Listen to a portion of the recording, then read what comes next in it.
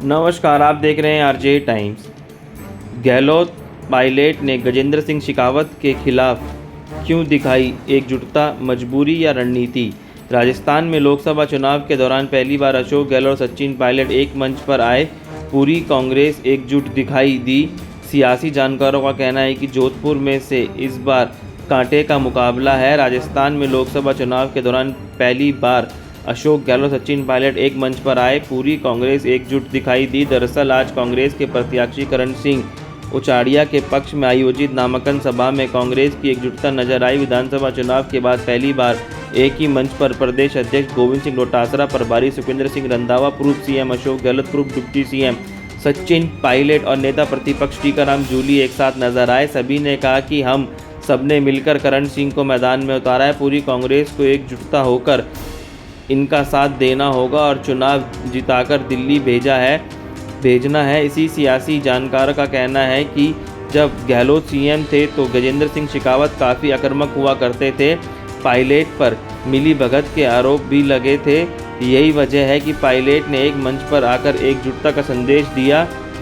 सियासी जानकारों का कहना है कि पायलट ने ये संदेश दिया है कि शेखावत पहले भी उनके सियासी विरोधी थे और आज भी हैं, जबकि गहलोत के अपने गृह जिले में पायलट के साथ मंच पर आना जरूरी था। ऐसा नहीं होने पर बीजेपी इससे मुद्दा बना सकती थी। सियासी जानकारों का कहना है कि करण सिंह पायलट कैंप के माने जाते हैं, लेकिन गहलोत ने भी उनके पक्ष में जमकर प्रचार कर रहे हैं। इस बार शेखावत कांटे के मुकाबले में फंसे हुए हैं। सियासी जानकारों का कहना है कि गहलोत और पायलट समझ गए हैं कि एकजुटता रहने में फ़ायदा है। बीजेपी को एकजुटता होकर ही हराया जा सकता है। कांग्रेस आला कमान का सख्त मैसेज है कि सभी एकजुट रहें। डोटासरा ने साधा निशाना। जनसभा में प्रदेश अध्यक्ष गोविंद सिंह डोटासरा ने यहां तक कह दिया कि भाषण में तो फटकारे में देता हूं, लेकिन इस बार करण सिंह ने मुझे पीछे छोड़ दिया। डोटासरा ने कहा कि गजेंद्र सिंह शेखावत मेरे शेखावटी के भाई हैं,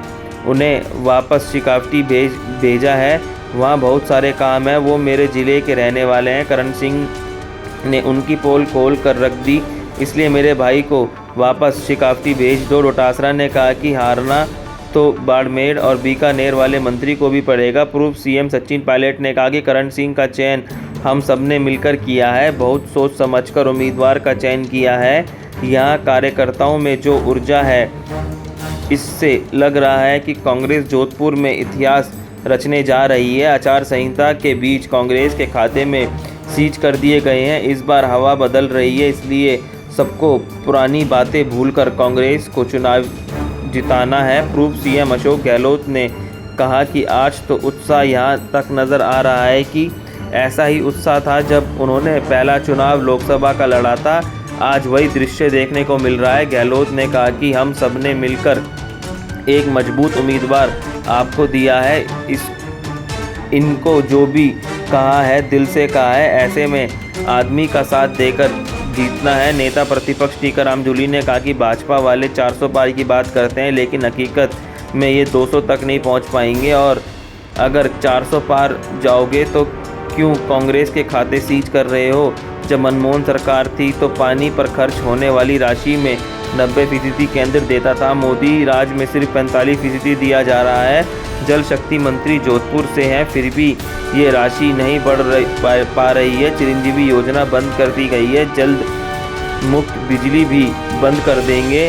उन्होंने आरोप लगाया कि इनका लक्ष्य है कि 400 सीट का सपना पूरा हुआ तो संविधान बदल देंगे। बहुत बहुत धन्यवाद। आरजे टाइम्स को देखने के लिए लाइक सब्सक्राइब जरूर करें।